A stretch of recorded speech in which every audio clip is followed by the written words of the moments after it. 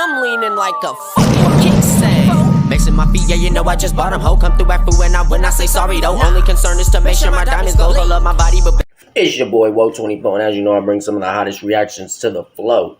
And if you don't know, then you should know. Make sure you like, comment, and subscribe if it's your first time to my channel.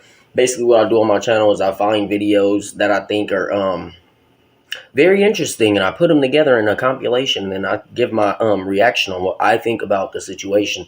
I also do reactions on like daily news, that is breaking news, things of that nature. So if you're interested in anything of that nature, make sure you subscribe, like, leave a comment, all that good stuff. But we're gonna get right into this video.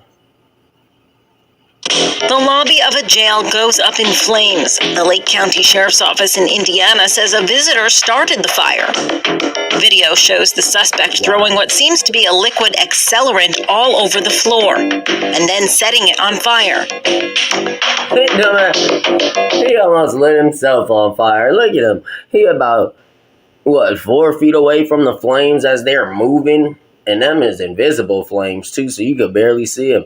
If he wasn't, if he didn't see that neutral flame, he would have lit himself on fire. Dumb dummy. And why would you do this? This is like really gonna be an attempted murder charge. If there is one officer in there, even if he was in the restroom, you are going to prison for attempted murder and grand arson. Chirping. No one was injured and there was no major damage, the sheriff's office says. Because he used accelerant like alcohol. He used a vapor accelerant like alcohol. And when you light it, once the vapor's gone, it's over with. It doesn't have petroleum in it, so it doesn't stick to anything. It vaporizes when heat hits it. That was just a dumb way to get a life sentence. And this guy right here, he looks like he's up to no good. He got a face mask on. He got a hoodie on, a vest, another vest, a jacket. And it looked like, what he got in his hand? That looked like it's some type of a firearm. He's about to do something he don't got no business doing. And I think I want to be a part of it. I want to be a part of it. Nah, for real. I want to see this. A masked armed robber, Tyrone Lee, barges in through the front door, brandishing a sawed-off shotgun. Tyrone marches up to the register, and a stunned Ashley throws her hands up in the air and backs away. He then attempts to walk out the front door, but he's trapped inside. A quick-thinking Ashley has locked Tyrone inside using a remote hidden under the counter for the store security system. Ashley then grabs a revolver from under the counter and hands it to her mother, Tina. They both huddle for cover behind the counter, and Tyrone storms back to the women and points the shotgun straight at them. But he isn't fast enough, and Tina manages to get a shot off right as he's standing in front of them. Tyrone runs back towards the front door, but now Tina is on the attack, and she fires 2 more shots. She even shatters the glass on the front door. Dropping. He got selected into the Darwin Award. You play stupid games, you win stupid prizes. That was not smart to do. Door as she fires at her criminal attacker. I'm gonna tell you right now, any doors that are 2 doors thick with the bars, they have a A2 system on it. And for those of you that don't know what an A2 system is, it is an accurate alarm system number 2 that locks a bolt up under the door. It's a 3-inch bolt that slides and locks under the door, so you cannot even wedge it open with a crowbar because the lock is hooked. There's really no way to open it, and it has tempered glass, so that's just crazy. Let's see what's next. To never climb Mount Everest. Oh, wow, that's Mount Everest? An avalanche. The avalanches are unforgiving. There's a 4% chance of surviving this. Oh, wow. That man don't look like he's doing too well. And those men don't look like they having a good time pulling him up the side of that mountain.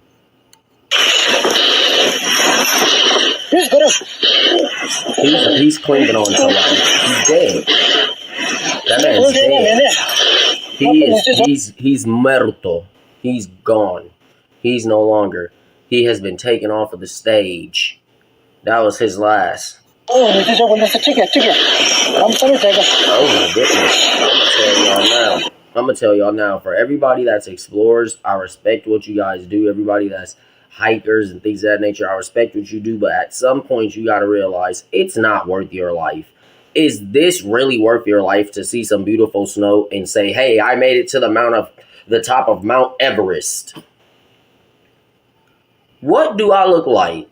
I'd rather tell a woman I started some successful businesses than to tell a woman I climbed Mount Everest and almost died being an idiot doing it. I'm sorry and condolences to the people who were lost on that mountain, but that's crazy. I've seen some of those videos of people actually climbing from the bottom to the top, like 3-hour-long videos, and the videos were even cut up and stuff, and the video was still long. So, yeah, it's one of those things.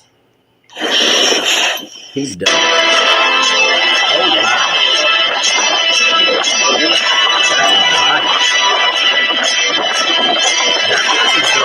That person is not inhaling and exhaling. That person is not. People don't just lay there on the frozen floor like that.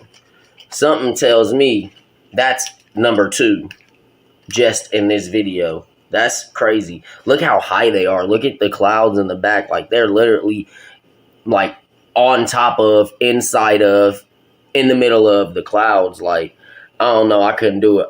There's 2 things I'm afraid of: the ocean and heights.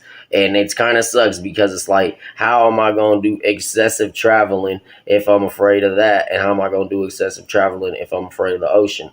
I don't know. I can't say. But I can say this. I wouldn't be going up this mountain. And they're paying $50,000 to $60,000 to summit this mountain, knowing the risk. This is just like what happened with the Titan. They knew the risk and they still took the risk. I don't know. That's crazy.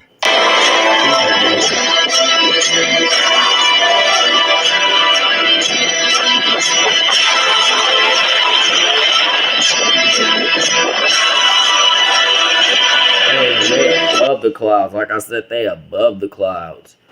Oh, dead body at Camp 4, Mount Everest. I'm trying to tell y'all, Mount Everest is not a joke. Ain't no mountain that got a high summit with a whole bunch of snow and random avalanches and random cold fronts gonna be safe under any circumstance. I'm not climbing it in the winter, summer, spring, fall, or autumn. I'm not doing it even in autumn. Not even in autumn. I'm not doing it. But not even in fall. Not even in fall. Not doing it at all. Not even in fall. I'm an idiot. Look at that cord. Oh my goodness. I will be holding on to that the whole time. Oh wow. You could see the hands, so you know there's really a person in there. Dang, that's wild. That's crazy. Oh wow. Everybody, stay home, stay safe, and stop paying to risk your life. It's not worth it. We have so much things on this earth that we can explore and haven't explored. But at some point, we have to realize we only have one life. We don't have 9 lives. We can't just die and then come back the next day or 2 weeks later once we've sat inside of a cryobolic chamber or hyperbolic time chamber or something of that nature. We do not get to come back from these things. So I don't understand why people risk their life knowingly going up the side of these mountains, going into people's businesses, trying to take things, knowing these people are going to be armed. I don't understand it, but it's something that we got to do better on. But as you know, it's your boy Woe24. As you know, I bring the freshest shoes to the flow, and I bring the hottest reactions to the flow. And it's Woe24, the man. Niggas know they getting scared. And hit that subscribe button if you're dead. It's free. And if you do it, then I'll know you care. It's your boy Woe24. Woe24! I'm leaning like a fucking kickstand. Make some my feet, yeah, you know I just bought them. Ho, come through at food when I say sorry though. Only concern is to make sure my diamonds glow. Hold up my body, but